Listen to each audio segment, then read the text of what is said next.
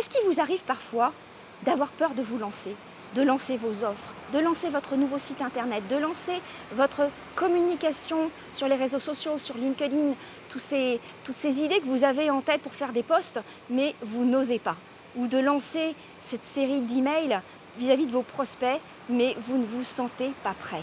Alors, comment faire pour en fait passer à l'action et ne pas tomber dans ce perfectionnisme, dans cette procrastination, parce que finalement vous y perdez de l'image de vous et de la confiance en vous.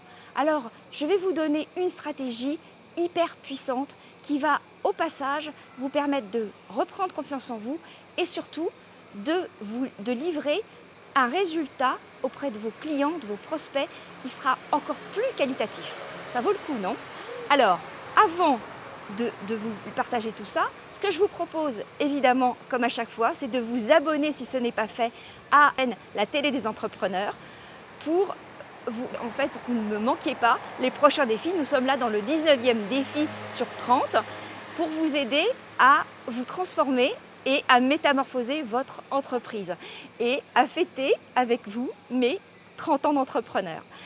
Et puis surtout, si ces défis vous plaisent, alors appuyez sur le petit pouce pour pouvoir indiquer aux autres internautes que ces défis, ces vidéos valent le coup, valent le détour. Alors, comment faire pour passer au-delà de cette peur, pour passer à l'action parce que vous ne vous sentez pas prêt? Alors, cette stratégie dont je vous parle, en fait, elle est toute simple, mais elle se base et elle est confirmée par des études des universités de l'Illinois et d'Israël, des neurosciences appliquées. En fait, c'est de passer à l'action. Et en fait, c'est de commencer avant d'être prêt. Alors je vous entends d'ici, non mais Marie, si je lance tout ça alors que je ne sais pas prêt, mais de quoi je vais avoir l'air? Et justement, en fait, je vais vous dire pourquoi vous avez intérêt à, justement, vous lancer avant d'être prêt et comment le faire. Pourquoi? Parce qu'en fait, figurez-vous que notre cerveau est beaucoup plus actif et beaucoup plus intègre davantage les apprentissages à partir du moment où il se met en mouvement. Alors c'est particulièrement notre cervelet qui est responsable de ça. Et du coup, le mouvement favorise les échanges neuronaux et va permettre en fait d'intégrer mieux les apprentissages. Ce qui veut dire en fait que même si vous n'êtes pas prêt, vous allez vous confronter au feedback de vos clients, vous allez vous confronter aux différentes réactions et vous allez forcément avancer, évoluer parce qu'on n'est jamais prêt à 100%. On n'a jamais toutes les informations pour vraiment prendre une décision de façon exhaustive, dans des conditions de façon les plus exhaustives. Donc ce mouvement, le fait de passer à l'action, ça vous sort de votre zone de confort. Et ça vous sort de votre zone de confort avec efficacité. Alors je vais vous donner un exemple. Vous le savez certainement, je suis comédienne depuis plus de 15 ans et nous avons chaque année un nouveau projet théâtral.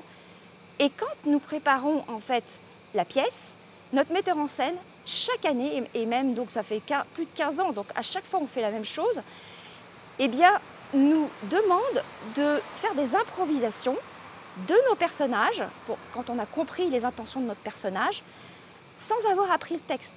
On n'est pas là à apprendre notre texte et après à nous lancer. Pas du tout. On improvise, on s'inspire et c'est imparfait.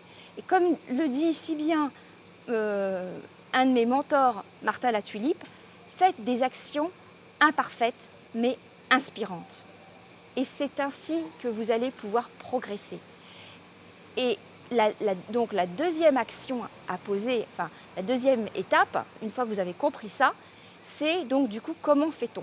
Alors comment fait-on? Déjà, vous connaissez la loi de Pareto avec la loi de 80-20. C'est-à-dire, voyez, arrêtez-vous quand 80% de vos éléments sont prêts parce qu'il y aura ces 20% à modifier avec le feedback, avec le retour de vos clients. Et ce n'est pas du tout en fait le fait que vous allez vous dire ah mon Dieu, mais que vont penser mes clients. Au contraire, vous le savez certainement, les clients et le monde professionnel aiment beaucoup, et surtout avec les réseaux sociaux, voir évoluer les entrepreneurs, les voir progresser. Donc, allez leur demander du feedback en leur disant que vous lancez une nouvelle offre et que vous seriez ravis de savoir qu'est-ce qui peut manquer, comment mieux la mettre en place. Et dans la mesure justement où elle n'est pas prête à 100%, vous allez pouvoir en retour leur proposer par exemple une remise sur votre offre parce que en fait c'est une action pilote et donc du coup tout le monde est gagnant. La deuxième chose à faire pour justement se lancer avant d'être prêt, c'est qu'à partir du moment où vous avez compris que votre cerveau en mouvement va mieux intégrer les apprentissages pour mieux évoluer, mieux intégrer les feedbacks et les améliorations que vous allez porter, ça signifie en fait que du coup vous allez visualiser. Visualiser comment sera, une fois que vous avez lancé, comment sera votre offre la plus aboutie. Visualiser, et je radote, mais aller faire du sport, de la marche, ou même en conduisant, ou même sous la douche, c'est là où on a les meilleures idées et c'est là où vous allez le mieux visualiser. Voilà, donc j'espère que en fait, ces conseils vont vous aider à vous lancer et à stopper cette peur de vous lancer et de vous sentir jamais prêt. En fait, je vous fais cette vidéo parce que je sors d'un rendez-vous avec un client et je me suis mise dans une petite allée là et en fait c'est exactement en fait ce qu'il vit. Donc je voulais vous partager en fait ces conseils que nous avons vus dans son cas particulier. Et puis la dernière action évidemment c'est go, go, go, go, go.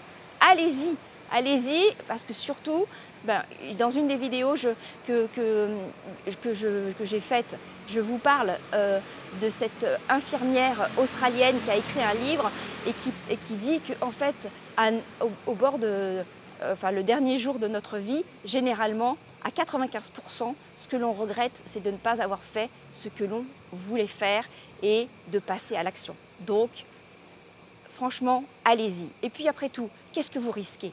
Vous risquez quoi ? Vous risquez un refus, mais au contraire, si vous avez vu le dernier défi, l'un des derniers défis sur justement l'état d'esprit de progression, alors vous allez forcément comprendre et vous allez forcément vous mettre en action pour pouvoir être dans l'état d'esprit de croissance, comme je vous disais par rapport à les travaux de Carol Dweck.